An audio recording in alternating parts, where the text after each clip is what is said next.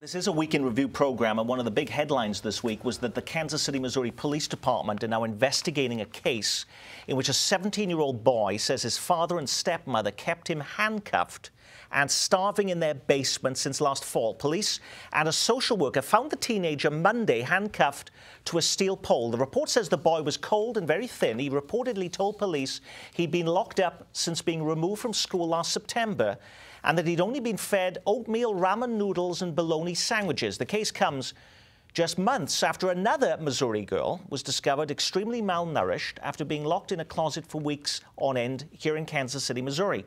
Now, some people may say, is this a major failure here in Missouri with our state system that this is happening? I mean, is this a system failure? You know, I don't know enough about each particular case to know if it's a system failure, but I know that the state has a lot of responsibility, and we need to make sure that we're always protecting those kids. And back to our previous issue, you got to have some resources and some revenue to make sure that you do that. And so these are the type of services that we have to make sure we pay for as we're protecting kids. And this is such a heartbreaking situation. I don't know if the state could have intervened to solve the problem, but we should be able to have the tools to do it. In this case, we got the boy's parents withdrew him from high school in September, and the school says they don't have to have any paperwork whatsoever for a child to be withdrawn from public school. This was a report from KMBC 9 News. That was also the case in the child in the closet back in June, Senator Kraus, that there doesn't need to be any paperwork if you're removing a child from school. The parents have a decision to make, and I don't know why they made the decision they made here, and should we have looked into the child? Here's what should have happened. Number one, this should never happen. We need to make sure that we protect our kids at all costs. And, you know, I'm interested to see if there's going to be proposals from the governor to change the State Department, or if there's something that was broken and we need to fix it.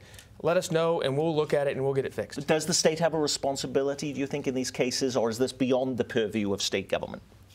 You know, the parents have to have rights to make decisions for their children, and can we just barge into every home and check on every child? And the answer is no, we shouldn't. We have a constitution. We can't do that. If there were signs that we should have seen, that's where we need to look for. Were there signs that these children were being abused? If there were, then yes, the Department of Social Services needed the resources to check in on these children. I think one of the problems is that, Nick, people assume that somehow the state or even local authorities have some ongoing oversight responsibility about these cases, and the fact of the matter is they simply don't. They don't have the resources. They could never have the resources to check on every family, every child, school or not.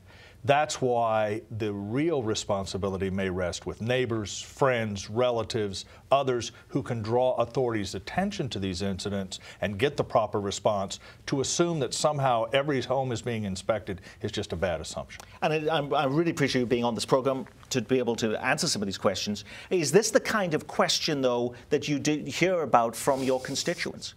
Oh, I have questions from constituents on this agency or MoDOT or all kinds of agencies wondering how the workings of state government should be going, and they have a lot of suggestions, and I try to follow up and do my best to make sure that state government is being accountable and doing what they need to do for the citizens of the state.